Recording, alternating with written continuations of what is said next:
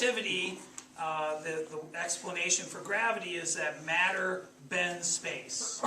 And so you put mass in a place in space, it warps space-time, and objects are not feeling a force of gravity, they're just following the natural curvature. And so this is a sheet of Lycra. Where do you get this? This is my old bike shorts. No, there's literally a spandex.com. You can get a sheet like this if you buy the sale stuff, so you don't care what it looks like, right? For like $20, maybe less, depending on the sale. And so you put matter, and it warps space-time. And so if I have another object, it also warps space-time.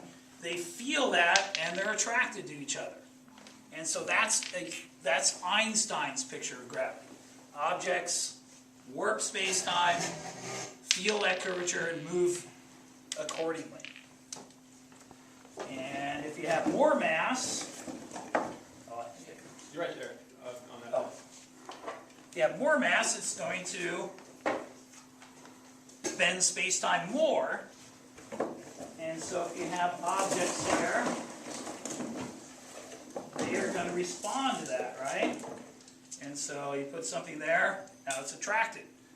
Now, in reality, that big mass would feel the warping of space-time by the marble too, right? It would move a little bit, but we usually ignore that. You know, the Earth makes the sun move a little bit, but it's so small you can ignore it. The moon makes the Earth kind of wobble around a point 3/4 of the way from the center of the Earth. We usually don't account for that when we're looking at satellite motion. Well, instead of just letting go of one, what if I give it a sideways push? Now it orbits. Now it's losing energy, which wouldn't happen in the solar system, right? Not noticeably. There's some perturbations from other planets and things, but this one does lose energy and spirals in. If I don't push it as hard, it will do an ellipse for a while anyway. And let's get some more here. So one of the things I thought of to do with this is when you study the solar system, all the planets are going around the sun the same way. Why is that? Did God decide that he only liked clockwise, or depends on whether he's above or below the solar system, right? Why is everything going in the same direction? Well, the answer is it wasn't. Different directions. But there was a preferred direction.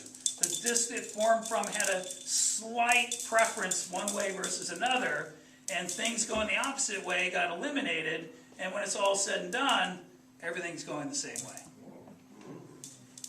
That works 90% of the time. Is it like the toilet flushing?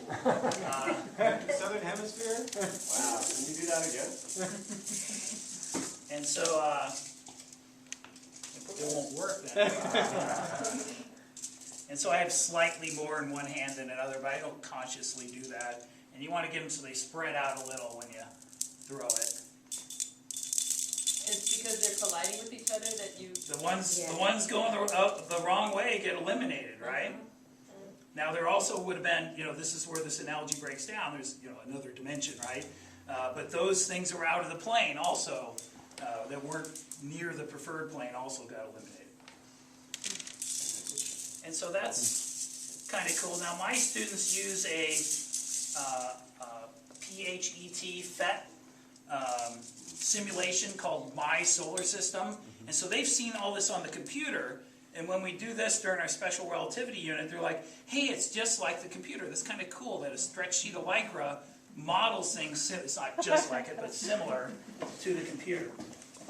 Now, some things we've discovered using this, also had just some larger marbles, might as well put them out, but they bend space-time too, right? And so maybe, you can get one thing to orbit another. Maybe I can do a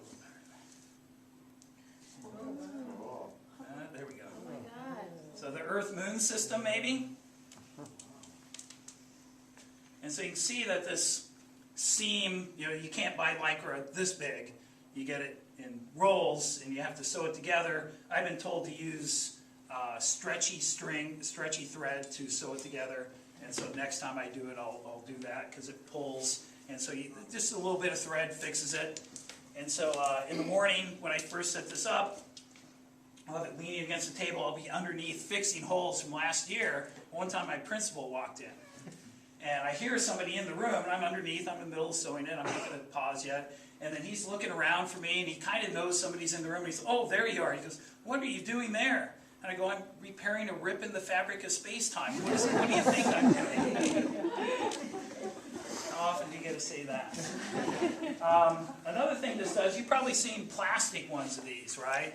The Discovery Center, Children's Discovery Museum in San Jose has one. The Exploratorium has one. Sometimes they have them at shopping malls to get you to put money in it. But one thing you can't do with those is put two masses in. And so when we went to the moon, when we first started, we sent our spaceships on what are called free return trajectories. So they would go to the moon, and this is hard to get to happen, and they would come back in like a figure eight. And so that lets you show, now of course the moon's a lot smaller, but if you look at the plots of the free return trajectory back from the Apollo program, you'll see it has a figure eight sort of shape. And so this takes a little bit of practice to be able to do the figure eight. These clamps around here, you can adjust it to make it tighter if it's not working. So Steve and I, when we set this up in the morning, we played around with it, and actually I think it was working better than it usually is. And so not easy to do. And so I go through that. One year a kid who read some stuff about the dark energy. We have our dark energy pole. It's over there.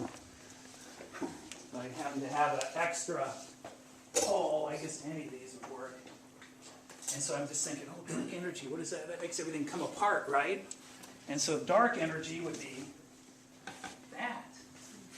And so stuff goes apart rather than toward it. So if you can work in dark energy anytime, right? And so I go through that spiel. Maybe it takes me 10, 15 minutes talking with the kids, just stuff they're not familiar with. And then I just let them play. And so that's where we discovered the Earth-Moon thing. Is I just let them play, and they're like, "Mr. Burns, come over here and look." And they were all excited because they discovered that. I said, "Oh yeah, it's got it." Wow. And so there's, then I throw out a few other things so they can try this collected stuff over time. And put out all the marbles. So if you want to try it out, but we probably want to get back to electricity and magnetism. But we want to play, Mr. Burns. And so I'd say the whole thing, if you bought all the parts and everything, it's about $100. But one of my favorite days, so you're going to do it Monday, right, Steve? You didn't get to it. But just, you do it once and you'll be hooked. And it will take a little bit of fooling to put it together, but I'll post the plans, and it's not a whole lot of work for. So this is a take-apartable thing, right? It comes apart, all the PVC pipe, wrap it with a bungee cord, stuff the Lycra in that box, and I can carry the whole thing myself. So you want a large diameter. This is about the right size. You can get your whole class around it pretty much. Smaller. One problem is reaching. So some of you, I think, would have trouble with that, so you get a student to do it right. One thing you got to watch, though, is some students will think to go underneath to push up, and then while they're underneath, somebody decides to put the big mass down, and they get their space-time warped. And so you just tell them you can't go under. We will get things ourselves. We don't need to do that. Even Einstein has rules. Yeah. And so, is general relativity in the state standards? No. Probably the crowning achievement of science, not in the state standards. Can you fit it in after the STAR test? You bet. You can find some videos. I show them a thing on gravity waves, and then we do this, and that's a day, almost a day on general relativity. But since I don't understand it myself, that's plenty. So let's go back into the room.